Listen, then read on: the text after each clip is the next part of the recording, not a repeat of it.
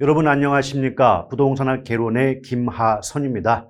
오늘 여러분과 더불어 기초 입문 수업에 임하게 됐는데요. 대단히 반갑고요. 일단 본격적인 수업을 들어가기 앞서서 몇 가지 당부의 말씀을 드리고자 합니다. 이미 여러분들이 알고 계신 것처럼 이 부동산학 개론 과목의 특성 자체가 유일하게 법률 과목이 아니다 보니까 다른 법률 과목과 같은 방법으로 학습을 하시게 되면 어떤 시간에 비해서 어떤 노력에 비해서 좋은 결과가 나오기가 어려운 과목이 되거든요. 그래서 뭐 이런저런 얘기 다 빼고 딱 두 가지에 대해서만 얘기를 드릴게요. 일단 첫째, 많은 분들이 질문을 하십니다. 이 개론 과목은 이해하는 과목입니까? 암기하는 과목입니까? 라고 물어봐요. 그럼 저희 입장에서는 이해와 암기가 병행이 돼야 된다라고 항상 말씀드릴 수가 있거든요. 이게 뭐냐면 우리가 왜 이해를 하셔야 됩니다라고 강조하는 이유가 있어요. 이해가 되었을 때 암기가 오래 갑니다. 그래서 오랫동안 암기하고자 이해를 하는 것이 이제 어떤 목표, 어떤 수단이 될 수가 있거든요. 그렇기 때문에 일단 이해를 통해서 오랫동안 암기를 하고자 하는 노력이 병행이 돼야 된다. 이 점을 하나 강조를 드리고 싶은 거고요.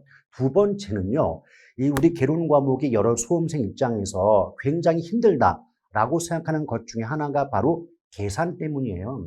나중에 이제 공부를 해 보시다 보면 아시겠지만, 다른 과목들과는 어떤 큰 차이점이 뭐냐면 굉장히 공식들이 많아요. 근데 공식들을 뭐 합하면은 한 거의 100개 정도의 공식이 있는데 그 100가지 공식을 이용한 여러 가지 계산 문제가 25%, 즉 40문제 중에 10문제 이상이 계산 문제거든요. 또 계산 문제가 아니라도 공식과 관련된 문장들이 상당히 자주 출제가 되고 있기 때문에 공식의 암기가 대단히 중요하고 필요한 과목이 바로 부동산 학개론이다. 이 점을 명심하시고 많이 힘든 거 아는데요. 저 같은 경우도 공식 외운다, 뭐 계산 문제 푼다, 저조차도 별로 좋아하지 않습니다. 근데 수험생 입장에서 얼마나 짜증이 나고 힘이 드시겠습니까? 많은 그것을 극복하지 않고는 여러분들이 원하시는 그 좋은 점수를 얻기가 쉽지가 않아요. 그래서 우리가 이제 복습을 하다 보면 또 계속해서 이제 수업을 듣다 보면 계산의 전부를 하는 것이 아니라 그 계산 중에서도 내가 할 수 있는 것, 그런 것을 중심으로 집중하고 선택해서 반복하시다 보면 좋은 결과 얻을 수 있으실 테니까 처음부터 너무 좌절하거나 포기하지 마시고 한번 힘을 내주시기를 부탁드리겠습니다. 더불어 우리가 이제 그 수업할 때는요, 한정된 시간 내에서 교과서의 내용을 수업하다 보니까 교과서에 있는 모든 것들을 다 건들 수가 없는 경우가 많아요. 그러다 보니 수업은 수업대로 들으시되 수업에서 들었던 내용을 바탕으로 이 기본서를 자주 반복해서 읽어주시기를 간곡히 부탁을 드리겠습니다. 제가 이렇게 드리고 싶은 말씀 이 정도에서 끝내고요. 이제 본격적인 수업에 들어가 보도록 할게요. 자, 기초 입문이다 보니까 뭐 여러 가지 말을 뭐 다 하기는 어렵겠죠.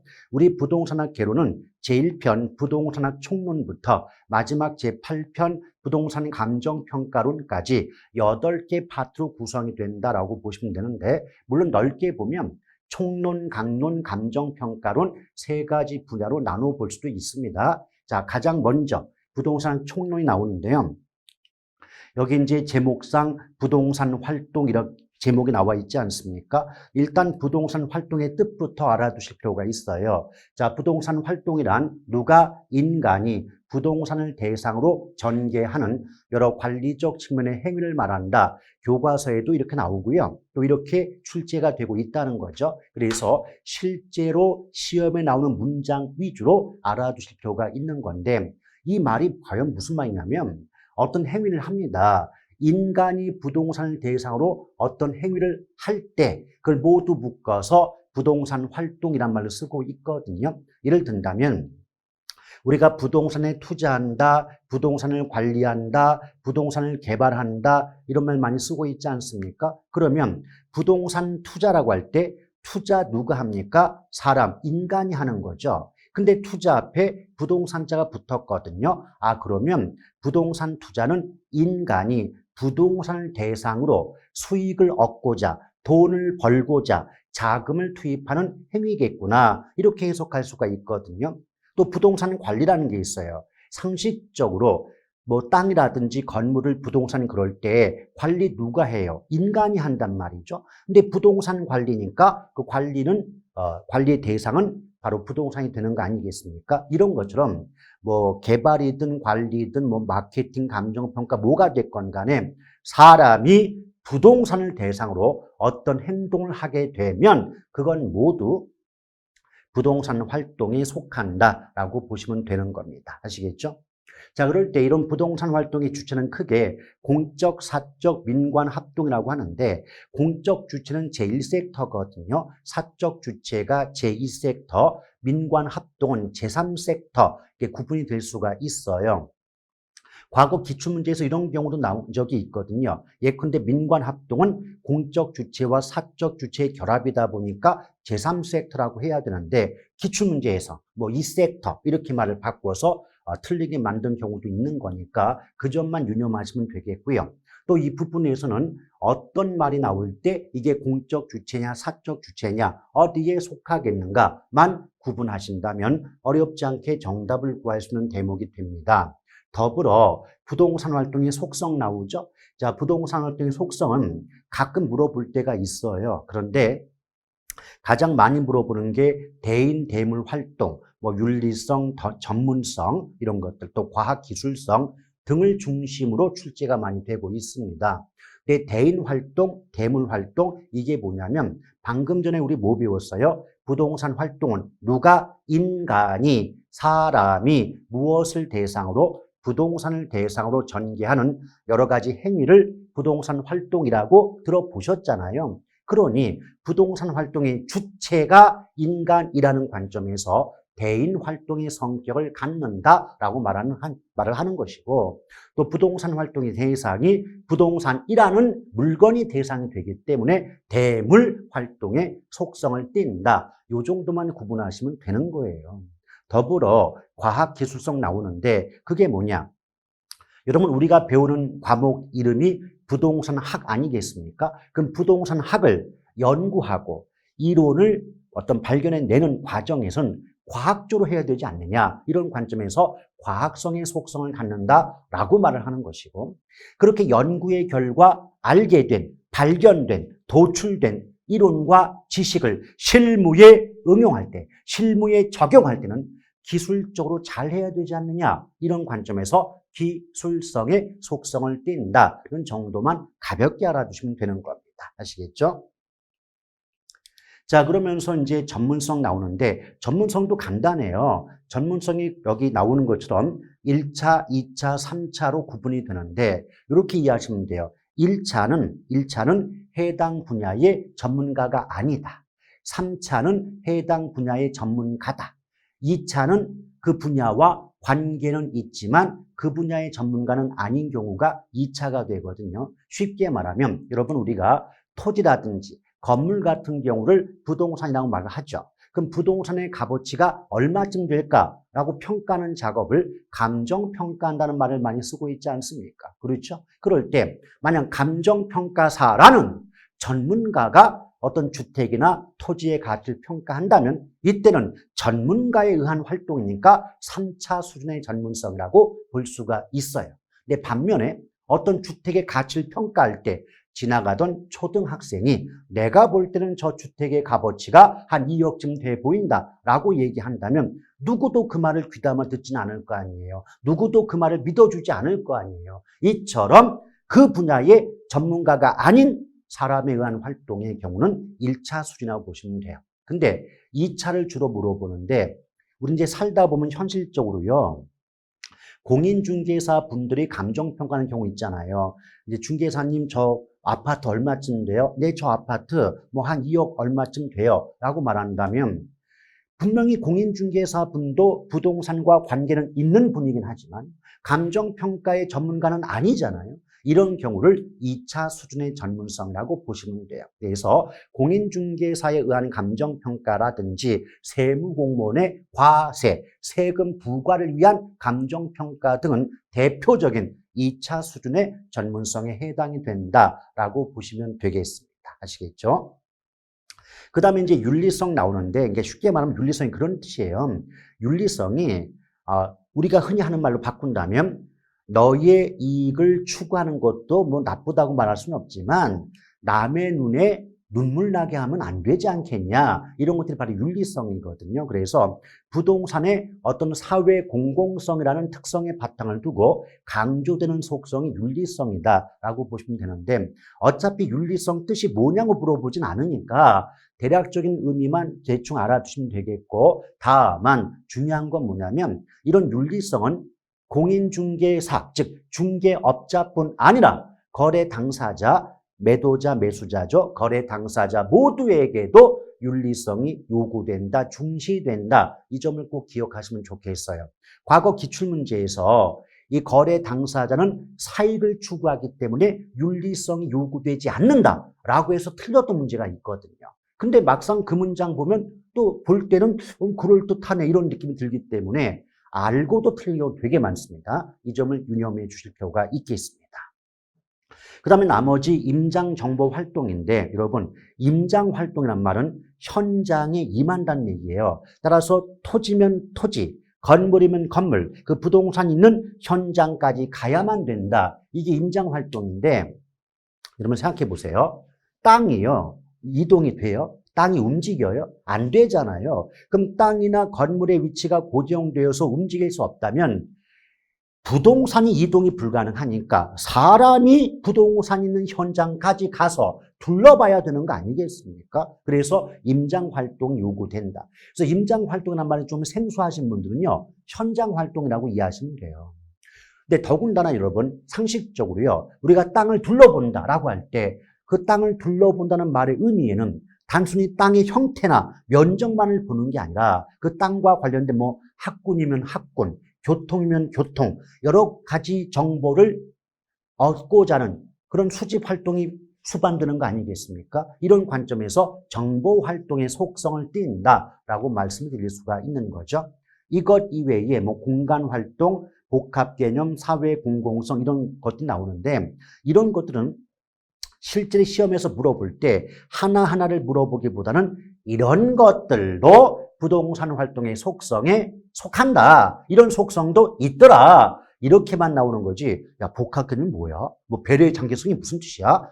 이렇게 물어보는 경우는 없어요. 또 입장을 바꿔놓고 제가 출제자 입장이라도 그런 걸 왜 물어보겠습니까? 물어볼 게 지금 세고 셌는데 그러니 너무 크게 부담 가질 필요는 없더라. 제가 수업 시간에 강조해 드리는 거 있잖아요.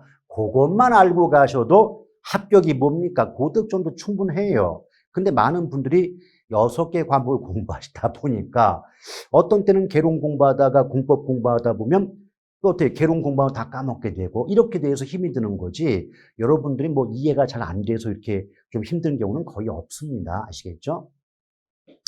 따라서 이제 부동산 활동의 뜻이라든지 속성 가볍게 한번 살펴보았고요. 그 다음에 이제 부동산의 개념이 나와요, 여러분. 근데 부동산의 개념이 상당히 중요해요. 왜냐하면 나중에 기본서를 받아보시면 아시겠지만 부동산의 개념 및 분류 파트가 하나가 있고요. 또 부동산 특성 한 군데가 있거든요. 근데 부동산의 개념 및 분류와 잠시 뒤에 보시게 될 부동산 특성 부분은 묶어서 꼭 하나하나 두 문제가 고정적으로 출제가 되고 있어요. 물론 난이도가 높은 건 아니기 때문에 반복해서 의미 정도만 익혀두셔도 정답을 고르는 데는 어려움이 없어요. 그러나 대부분 이런 경우 많거든요. 쉽다고 해서 자주 안 보는 경우가 발생합니다. 근데 아무리 쉬운 내용도 안 보다 보면 까먹어요. 그게 사람이거든요. 그 점을 유념하셔서 5분이든 10분이든 매일처럼 이렇게 읽어보시기는 하셔야 된다. 그 점을 유념할 필요가 있겠습니다. 일단 부동산의 개념은 첫 번째 복합 개념의 부동산 나오죠. 이 복합 개념의 부동산 나오는데 제가 이걸 설명하기 앞서서 반드시 여러분들이 알아두실 내용이 한 가지 있습니다. 바로 복합 개념, 이 네 글자의 의미가 뭐냐는 거죠. 일단 오늘은 기초인문이다 보니까 제가 부동산학의 학문적 성격 부분은 좀 제외를 했는데요. 나중에 이제 기본 수업을 듣다 보면 부동산학의 학문적 성격을 배우시게 돼요. 근데 학문적 성격 중에 하나가 부동산학은 종합과학이란 말이 나옵니다. 그럼 종합과학이 무슨 말이냐? 부동산학은 부동산과 관련된 여러 학문의 영향을 받아서 성립이 됐기 때문에 종합적인 학문이다. 이런 의미가 돼요. 그런데 거기서 즉 부동산학 성립에 영향을 준 다양한 학문 중에서 가장 크게 영향을 미친 학문이 세 가지입니다. 바로 법학, 경제학, 건축공학이에요. 그래서 법학의 관점에서 부동산을 바라보는 법률적 개념, 또 경제학의 관점에서 부동산을 바라보는 경제적 개념, 그리고 또 뭐가 있을까요? 건축공학의 관점에서 부동산을 바라보는 기술적 개념, 그래서 법률, 경제, 기술적 개념의 3대 측면을 종합해서 부동산을 바라보는 사고방식을 우린 복합개념이라고 말하는 겁니다. 따라서 복합개념은요, 제1편 총론부터 시작해서 마지막 감정평가론까지 끊임없이 반복되어 나오는 단어 중에 하나가 됩니다. 따라서 어느 파트를 막론하고 복합개념 이 말이 나왔다면 법률, 경제, 기술, 줄여서 법경기 3대 측면이 녹아 있겠구나, 포함되어 있겠구나, 이 점을 유념할 필요가 있어요. 하나 예를 들어 볼게요. 우리가 지금 총론도 아직 들어간 적이 없잖아요. 아직 깊숙이 들어가지 않았어요. 근데 나중에 부동산 관리론 보면 복합 개념의 관리 그런 제목이 나옵니다. 근데 내용을 배운 적이 없으니까 내용은 예측할 수가 없겠지만 구성이나 구조는 예측이 가능해요. 왜? 복합 개념의 관리다. 그럼 잘 모르겠지만 앞에 복합 개념 이 말이 나왔으니까 그 속에는 법률적 측면의 관리, 경제적 측면의 관리, 기술적 측면의 관리라는 말이 나올 수 있겠구나. 그런 내용을 배우겠구나. 이런 예상은 가능할 수가 있지 않겠습니까? 맞죠? 그래서 다시 한번 강조합니다. 복합 개념, 이 말이 어디에 나오든 여러분들은 법률, 경제, 기술, 줄여서 법경기 3대 측면이 포함이 되어 있을 거라고 생각하시면서 문제도 푸시고 문장도 익혀두실 필요가 있는 겁니다. 아시겠죠? 그럼 여기서 첫 번째 법률적 개념 나와 있지 않습니까? 법률적 개념. 근데 사실 법률, 경제, 기술이라는 3대 측면이 녹아 있다고 할 때 문제와 관련해서는요, 거의 100% 법률적 개념의 부동산을 물어봅니다. 즉 경제나 기술적 개념의 부동산은 그 속에 뭐가 포함되니 종류 정도만 물어본다면 내용까지 물어보는 건 법률적 개념의 부동산이라고 보시면 돼요. 따라서 미리 말씀드리고 싶은 것 중에 하나가 뭐냐면 부동산 개념 공부할 때는 법경기 3대 측면을 모두 공부하실 필요가 있겠지만 그 중에서 핵심은 법률적 개념을 중심으로 공부를 하시되 경제와 기술적 개념의 부동산은요, 종류 정도만 외워두셔도 무방하다라고 보시면 돼요. 그런데 법률적 개념의 부동산은 크게 협의, 좁은 의미의 부동산과 광의, 넓은 의미의 부동산으로 구분이 된다는 겁니다. 따라서 일단 지문 속에서, 문장 속에서 협의, 광의 이 말 나오는 그 순간 이거 복합 개념 중 법률적 개념의 부동산 얘기하고 있는 거야 라는 것을 염두에 두시고 들어가시면 돼요. 첫 번째 협의의 부동산 나왔어요. 협의, 즉 좁은 의미의 부동산은 민법상 부동산으로서 토지 및 정착물을 말한다라고 적혀 있지 않습니까?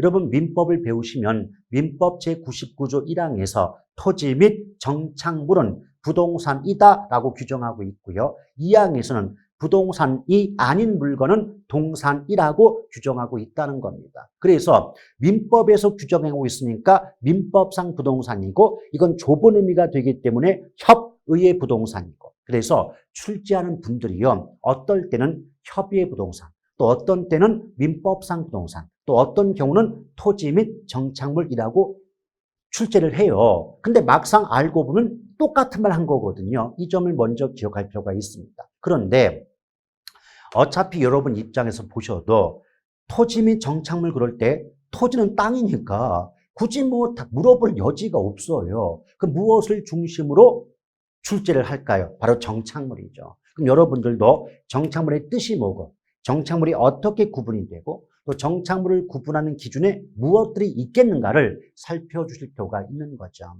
근데 정착물의 의미는 일단 국어로 한번 따져볼까요?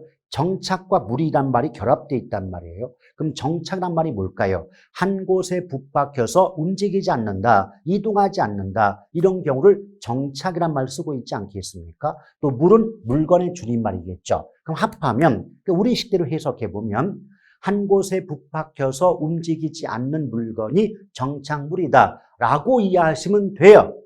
근데 제가 항상 하는 말씀 중에 하나가 뭐냐면 이해는 쉬운데 실제 시험에 나오는 문장이 어렵게 나옵니다. 그래서 실제 시험에 나오는 말로 한번 제가 얘기를 해볼 테니까 차분하게 들어보세요. 정착물이란 토지 등에 부착되어 지속적으로 사용됨이 사회 경제적으로 타당하다고 인정되는 물건을 말한다라고 출제가 되는 거예요. 근데 이 중에서 가장 중요한 게 지속적으로라는 말이에요.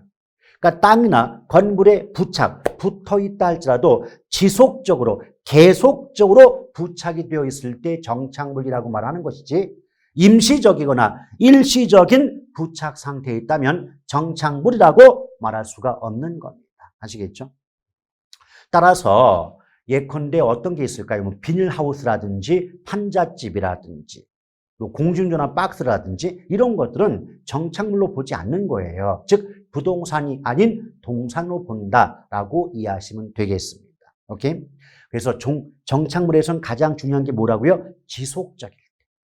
따라서 일시적이거나 임시적인 부착물은 정착물로 본다, 안 본다? 안 본다. 이 개념만 정확히 알아두시면 충분하겠습니다.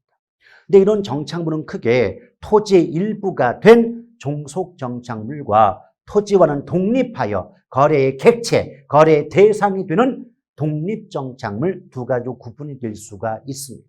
일단 여러분 문제 풀 때 요령 중에 하나, 문장 속에서 토지의 일부 이렇게 말 나오면 이거 종속정착물 얘기하는구나 라고 보시고요. 토지와는 독립, 이 독립자가 나오면 이거 독립정착물을 얘기하는구나 라고 생각하시면서 들어오시면 돼요. 근데 토지의 일부가 됐다는 건 그 물건 자체가 땅의 일부가 돼버리니까 어떻게 돼요?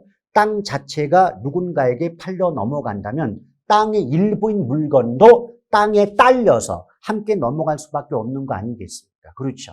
그래서 이 종속정착물은 토지가 매매가 되면 매수인에게 토지와 함께 양도가 된다. 이렇게 말이 나올 수가 있는 것이겠죠. 아시겠죠? 근데 그에 비해서는 독립 나오는데 이 독립이란 말을 정확히 좀 이해를 하셔야 돼요. 이 법학이 됐건 부동산 학이 됐건 간에 이 학문적인 용어에서 독립적이다, 독립이다. 그 말은 무관하다, 별개의 것이다 이런 뜻이에요. 따라서 토지와는 독립, 그 말은 토지와는 관계없이 토지와는 별도로 거래의 객체, 거래가 될 수 있는 물건이 바로 뭐다? 독립정착물이다 라고 보시면 돼요. 근데 독립정착물의 가장 대표가 뭐냐면 건물이거든요. 근데 왜 건물을 얘기하느냐? 여러분 현실적으로요.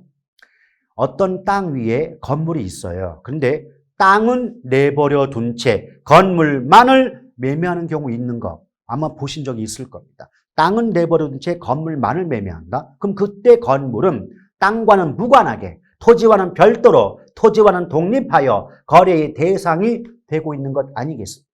바로 이런 관점에서 건물은 대표적인 독립정착물이다. 또 건물 이외에 소유권 보존 등기된 임목, 또 명인 방법을 갖춘 수목 또는 수목의 집단 등도 대표적인 독립정착물에 해당이 된다라고 보시면 되겠습니다.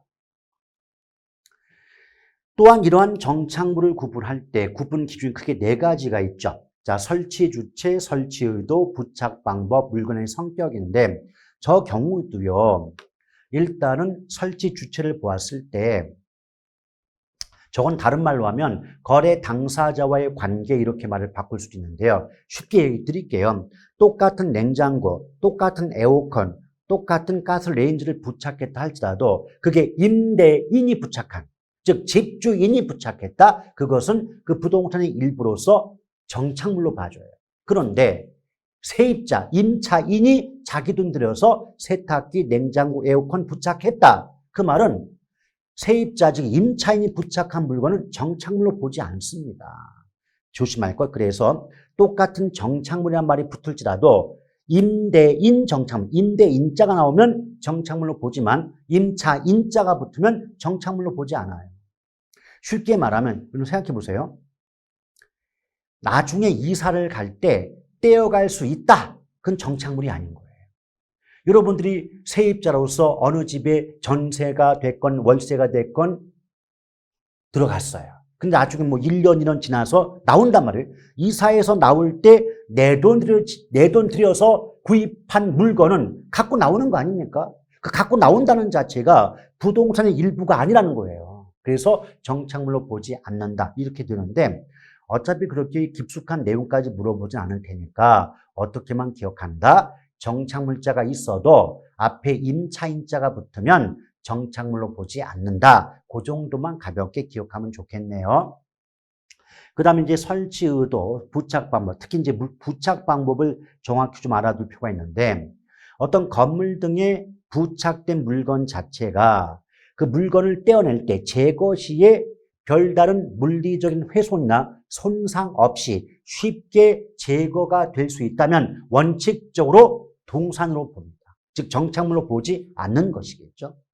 거기에 가장 대표가 간판이에요. 여러분 요새 건물들 어때요? 간판을 곧바로 건물의 외벽에 부착하는 게 아니라 간판만 부착하는 공간이 따로 있기 때문에 간판을 붙였다 떼었다 한들 건물의 외벽에 큰 손상 없이 제거가 가능할 수 있지 않습니까? 이럴 때는 정착물로 보지 않는다. 즉 동산으로 본다라고 보시면 돼요. 그에 비해서 벽난로 같은 경우는 말 그대로 벽에 붙어있는 난로잖아요. 그럼 벽에 붙어있는 난로를 떼어내려면 벽을 경상도 말로 뽀살 수밖에 없지 않겠습니까? 이렇게 어떤 제거 시에 물리적 훼손이나 손상이 가해질 수밖에 없는 그런 것들은 정착물로 보는 게 원칙이죠. 근데 예외가 있어요. 조금 아까 제가 뭐라 그랬어요? 별다른 훼손 없이 쉽게 떼어낼 수 있다면, 쉽게 제거할 수 있다면 정착물로 보지 않는다 그랬잖아요. 근데 그럼에도 불구하고 쉽게 제거가 가능함에도 불구하고 그 물건을 제거함으로써 기능상 하자나 효용의 감소가 이루어진다면 그때는 정착물로 봐요. 그게 무슨 말이냐면 여기에 가장 대표가 수도꼭지거든요. 여러분 상식적으로요. 누가 수도꼭지를 정착물, 부동산이라고 생각하겠습니까? 그런데 그 수도꼭지를 만약 떼어낸다. 그러면 수도꼭지를 떼어낼 때 수도관이 파열되는 등의 별다른 손상 없이 수도꼭지는 쉽게 제거 가능할 수 있겠지만 수도꼭지를 떼어내는 순간, 제거하는 순간 수도를 틀어쓸 수가 없어요. 이런 것들을 기능상 하자가 발생한다 이렇게 말을 하거든요. 그래서 어디까지나 부동산 학이라는 학문, 이론적 관점에서 수도꼭지도 부동산 정착물로 본다는 겁니다. 아시겠죠? 어디까지 학문적인 거지 현실적으로 누가 수도꼭지를 부동산을 보겠습니까? 이 점을 좀 유념할 필요가 있겠네요. 또 물건의 성격 가볍게 한번 읽어보시면 되겠고 근데 이런 네 가지 기준을 가지고도 이 물건이 정착물인지 아닌지 불분명하다, 분명하지 않다라고 할 때는 일단은 정착물로 보고 사는 쪽 매수인의 소유로 인정함이 일반적이라는 점을 일단 기억할 필요가 있겠습니다. 자, 그 다음에 이제 협의의 부동산이 나왔으니까 이제 광의, 넓은 의미의 부동산 나올 수밖에 없겠죠. 그럼 상식적으로 광의의 부동산 속에는 좁은 의미, 협의의 부동산은 포함될 수밖에 없지 않겠습니까? 그래서 광의의 부동산은 협의의 부동산에 준부동산이 결합된, 포함된 개념을 광의의 부동산 그래요. 그럼 과연 준부동산의 의미가 뭐냐? 이게 중요한 거거든요. 근데 준부동산 그럴 때 여기 나와 있는 그 문장을 말씀드리기 전에 저는 이런 말씀을 드리고 싶어요. 왜 우리가 현실적으로요. 한전을 비롯한 공기업에 근무하는 분들을 준공무원이다 이런 말 많이 쓰지 않습니까? 근데 분명히 사실은요. 그분들은 공무원이 아닌 거예요. 공무원이 아닌데 그 사회적 지위나 대우면에서 공무원의 버금가기 때문에 준자를 붙여주고 있는 거 아니겠습니까? 그러면 준이라는 글자는 의미 자체가 원래는 그게 아닌데 그런 것처럼 취급해 준다, 간주해 줄 때 준자 붙여주는 거 아니겠습니까? 따라서 준부동산을 있는 그대로 해석해 본다면 그 준부동산 걔는 원래는 부동산이 아니야. 근데 어떤 이유 때문에 부동산처럼 취급해 줘 라고 할 때 준부동산이라고 말할 수 있겠죠. 그럼 과연 어떤 이유 때문에 부동산이 아닌데 부동산처럼 취급을 해줄까? 그 이유가 뭐냐면 공시수단이 등기와 등록인 거예요. 여러분 공시한다는 건 쉽게 말하면 이제부터 이 물건 내 거다라고 알리는 걸 공시한다 그래요. 근데 부동산과 동산의 공시수단은 다르거든요. 우리 부동산의 공시수단, 이제부터 이 건물, 이 땅 내 거야 라고 알리는 수단은 등기 등록이잖아요. 그렇죠? 그럼 생각해봐요. 따라서 준부동산은 원래는 부동산이 아니었으나 등기 등록의 공시수단을 갖춤으로써 부동산에 준하여 취급되는 특정의 동산 등을 말한다라고 출제가 되는 거예요. 여러분 준부동산의 대표가 뭔지 아십니까? 자동차예요. 그럼 현실적으로요. 자동차를 부동산? 누가 그런 생각하겠습니까? 그런데 자동차의 공시수단을 잘 생각해 보세요. 자동차 인도증 그래요? 자동차 등록증 그래요? 자동차 등록증 그러죠? 등록? 그럼 등기 등록의 공시수단이 부동산과 같으니까 부동산에 준하여 부동산처럼 취급해 주겠구나 라는 겁니다. 아시겠죠? 그리고 나머지 종류는 그냥 외우시면 돼요. 선박, 항공기, 건설기계, 법률상 공장재단, 광업재단, 업권 등이 준부동산에 속한다는 그런 것들은 뭐 종류니까 나중에 천천히 외우시면 되는 거고요. 아시겠죠? 또 이제 기술적 개념과 경제적 개념 그랬는데 여기 보세요. 제가 내용 쓰는 거 아무것도 없잖아요. 그냥 경제적 개념에 자산, 자본, 생산 요소, 소비재, 상품 써놨고 또 기술적 개념에 공간, 자연, 위치, 환경 네 가지 써놓은 거에 불과하지 않습니까? 그렇죠. 이유가 있어요. 앞서서도 언급을 해드렸지만 내용 물어보는 거 없어요. 내용을 물어보는 게 아니라 뭘 물어본다? 다음 중 경제적 개념의 부동산이 아닌 것은 기술적 개념의 부동산에 해당하는 것을 이렇게 물어봐요. 그래서 앞글자 따겠습니다. 기술적 개념을 앞글자를 따면 공자위환이죠. 공간의 공, 자연의 자, 위치의 위, 환경의 환, 공자위환 그 네 글자 기억하시면 되겠고요. 또 경제적 개념 보면 자자생소품, 자산의 자, 자본의 자, 생산 요소의 생, 소비재의 소, 또 상품의 품할 때 자자생소품, 공자위환, 자자생소품 9글자만 그냥 기억하세요. 저 같은 경우도 암기법을 그다지 많이 쓰는 타입이 아니에요. 근데 왜 암기법을 쓰느냐? 그렇게밖에 안 나오니까. 그럼 종류만 물어보는데 굳이 안 물어보는 내용을 굳이 공부하고 학습할 필요는 없지 않냐 이 말이죠. 공부는 효율적으로 하셔야 되죠. 아니 그렇습니까? 그렇죠? 이렇게 해서 부동산의 개념을 가볍게 맞췄고요. 복합부동산 나왔는데 이 복합부동산은 한마디로 말하면 토지 플러스 건물이에요. 그 말이 뭐냐? 나중에 이제 우리 법을 배우시다 보면 우리나라 법 체계에서는요. 땅과 그 땅 위에 세워진 건물은 하나의 물건을 보지 않아요. 서로 다른 두 개의 물건을 본다는 거죠. 오케이?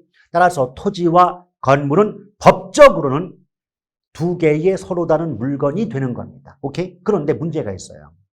여기 지금 A라는 토지 위에 B라는 건물이 세워져 있어요. 그런데 이 건물의 용도가 주거용이래요. 그럼 얘는 한마디로 말하면 주택이 되는 거죠. 근데 여러분 생각해봐요. 우리가 주택이라고 말을 한다면 단순히 주거 용도의 건물만을 주택이라고 하는 것이 아니라 그 건물이 세워진 토지까지 합했을 때 주택이다 라는 말을 쓰고 있는 거 아니겠습니까? 그렇죠.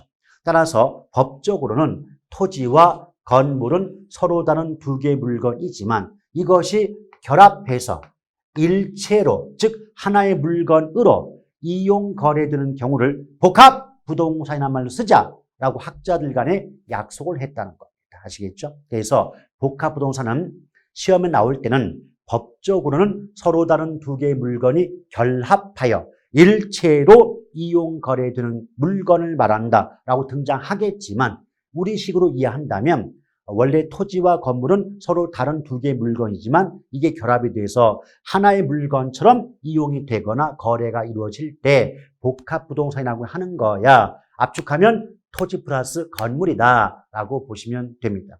특히 복합부동산은요. 나중에 감정평가 시에 따로따로 평가하는 게 아니라, 즉 토지와 건물을 따로따로 평가하는 게 아니라 함께 묶어서 평가함으로 일괄평가의 대상이 된다라고 말이 나오게 되는 겁니다. 아시겠죠? 자, 그러면서 이제 부동산 분류가 나옵니다. 근데 원래 부동산 분류도요, 원래는 이제 법률상 분류와 부동산 활동상 분류가 나눠지는데, 법률상 분류는요, 여러분이 배우시게 될 공시법에서 보면 28개의 지목으로 토지 구분하고 있죠. 그것도 이제 법에 의한 구분이고요. 또 공법 배우다 보면 국계법 그래서 용도 지역, 용도 구역, 용도 지구로 나누거든요. 그런 것들도 법에 의한 구분이죠. 그래서 법에 의한 구분은 공법과 공시법 때 먼저 배우고 나중에 개론에서 익혀내는 상황이 되기 때문에 굳이 벌써부터 보실 이유가 없는 거죠. 따라서 여러분이 개론 공부할 때는 부동산 활동상 분류 위주로 학습을 하시면 그걸로 충분한 대비가 가능하다라고 보시면 되겠습니다. 또한 여러분 생각해 봐요. 원래 상식적으로도 부동산 그러면 토지와 건물이거든요. 따라서 원칙적으로는 토지의 분류와 건물의 분류가 나눠져야 되고 또 건물 중에서도 핵심적인 용도가 주거용이다 보니까 원래 토지의 분류, 주택의 분류로 구분이 되는 거예요. 근데 그 주택의 분류는 주택법상의 또 건축법상의 법의 규정이 있습니다. 그래서 나중에 공법에서 다 주택 분류를 배우시기 때문에 개론에 나오는 어떤 주택 분류에 관련된 문제는 공법 시간에 배웠던 내용 가지고 충분히 커버가 되기 때문에 별도로 또다시 개론에서 살펴볼 필요까지는 없어요. 물론 나중에 기본 수업 들어가면 주택의 분류도 기본적인 건 해드립니다만은 공법에서 배웠다면 그것만 가지고도 충분한 대비가 가능하지 않을까 생각이 돼요. 따라서 이 부동산 개론의 고유한 영역은 토지 분류라고 보시면 됩니다. 맨 처음에 이제 부지, 택지, 대가 나오는데요. 이걸 잠깐 그림을 그리면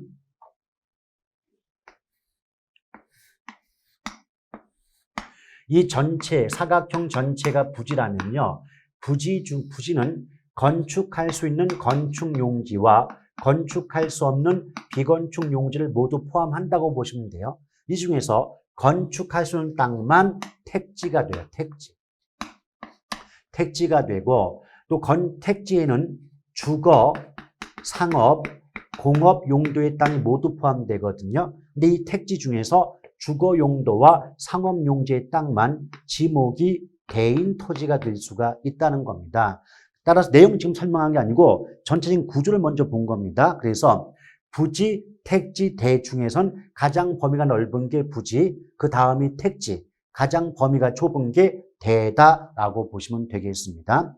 그러니까 대라고 하는 건 지목 중에 대라는 지목이 있어요. 그러니까 지목이 대인 땅이 됩니다. 근데 건축법에도 보면 대지란 말 나오거든요. 그래서 건축법에서 말하는 대지와 지목이 대인 땅은 개념 자체가 다르니까 구분해서 기억하실 필요가 있는 겁니다. 근데 일단 부지는 뭐냐면 여기 나와 있는 것처럼 도로를 비롯해서 일정한 용도로 제공되는 바닥 토지를 우린 부지라고 말을 해요. 따라서 최근에 출제 경향을 비춰본다면 여기 나와 있는 것처럼 일정 용도로 제공되는 바닥 토지라고 나오지 않습니까? 그럼 저 같으면 앞뒤 볼 것도 없이 이건 부지라고 그냥 찍어버리고 맙니다. 왜? 그렇게밖에 안 나와요. 근데 이 말을 곱씹어 본다면 부지는 건축할 수 있는 건축 용지와 건축할 수 없는 비건축 용지를 모두 포함하는 게 부지다라고 보시면 돼요. 예컨대 비건축 용지의 대표가 뭐냐면 뭐 철도용 부지 같은 거예요. 철도용. 그럼 철도용 부지는 철도용이니까 철도용 부지 위에 건물 짓는 사람 누가 있겠습니까? 못 지어요. 그렇죠? 이런 경우가 바로 비건축 용지라고 보시면 돼요. 근데 그 부지 중에서 건축의 용도로 제공되는 건축할 수 있는 땅만 묶어서 뭐라 그래요? 택지 그래요. 근데 택지가 나오면 어느 파트를 불문하고 주거, 상업, 공업, 주상공 세 글자가 따라 붙게 됩니다. 아시겠죠? 그래서 택지 개발도 나중에 개발론 가면 택지 개발자가 있어요. 그럼 택지가 붙었으니까 그 토지 개발은 주상공, 주거, 상업, 공업 용도의 토지를 개발하는구나. 따라서 택지자가 나왔는데 뭐 농지다 이런 말 나오면 그건 말이 안 되는 겁니다. 택지는 주상공이죠. 그래서 문장 속에서 주거, 상업, 공업 줄여서 주상공의 용도 말이 나오는 순간 앞뒤 볼 거 없어요. 무조건 정답은 택지라고 보셔도 지장 없습니다. 근데 이때 대는 지목이 대인 토지로서 주거, 상업 용지만 해당이 되고요. 공업 용지는 지목 자체가 공장 용지라고 따로 있어요. 그래서 주상공이 택지인데 그중에서 공업 용지는 지목이 공장 용지가 따로 존재하니까 주상만 어디에 포함된다? 대에 포함이 된다라고 보시면 되겠습니까? 그 다음에 저 아래에 보면 맹지와 대지가 있어요. 맹지와 대지가 있는데 이 맹이 뭐냐? 앞 못 볼 맹이거든요. 그러면 땅이 앞을 보지 못한다 그 말이 뭐냐면 사방이 다른 토지에 에워싸여서 그 토지와 공도가 뭐냐면 도로, 길이거든요. 여러 사람이 함께 다니는 길을 공도라고 합니다. 공도에 접속된 면이 없는 땅을 뭐라 그래요? 맹지라고 해요. 근데 이게 상식적으로도 맹지는 사방이 막혀 있다 보니까 한쪽 면은 도로와 연결된 면이 있어야만 건축 허가가 받아요. 근데 맹지는 사방이 막혀 있기 때문에 건축 허가를 받을 수 없는 땅이다. 그 정도 알아두시면 되겠습니다. 이에 비해서 대지가 나와요. 이 대지는 저 대가 한자로 자루대거든요. 그래서 대지를 있는 그대로 해석해 보면 자루 모양의 땅인데 자루의 입구는 좁잖아요. 자루 입구 좁아요. 그래서 얘는 뭐냐? 입구가 좁은 땅이에요. 근데 입구가 좁다는 게 뭐냐면 예쁘게 말했을 때 좁은 통로에 의하여 공도, 길과 접속된 면을 갖는 땅을 대지라고 한단 말이죠. 근데 통로가 좁다. 이 말이 뭐냐면 우리말로 바꿔볼게요. 골목이에요. 골목 안쪽의 땅. 골목 안쪽의 땅이 대지가 되는데 골목이 뭐가 있습니까?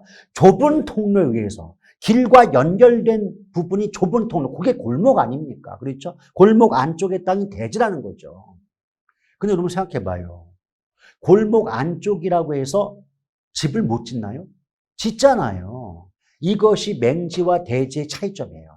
맹지는 사방이 막혀 있으니까 원칙적으로 건축허가 안 나기 때문에 건물을 짓지 못해요. 근데 대지는 좁은 골목길이라서 값어치는 깎일지언정 건축허가는 받을 수 있다는 점. 이 점이 대지와 맹지의 근본적인 차이점이다라는 점을 기억하시면 되겠네요.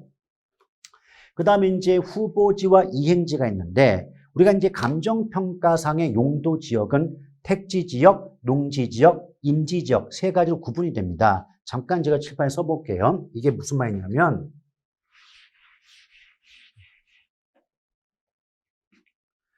자, 감정평가상의 용도지역은 택지지역, 농지지역, 임지지역의 세 가지로 구분이 돼요. 이때 용도지역 간의 용도가 바뀌는 땅을 후보지란 말을 쓰는데 쉽게 말하면 임지지역이 농지지역 또는 농지지역이 택지지역 이렇게 용도지역 간의 용도가 전환 중인 땅은 후보지란 말을 써요. 그럼 예컨대 택지 후보지라고 한다는 건 택지가 아닌 농지나 임지지역이 택지지역으로 용도가 전환 중에 있는 땅이다라고 보시면 됩니다. 이에 비해서 이행지는 뭐냐면 아까도 말했지만 택지가 나오면 주상공이 따라 분다 그러지 않았습니까? 그러면 택지지역은 또다시 주거지역, 상업지역, 공업지역으로 구분이 돼요.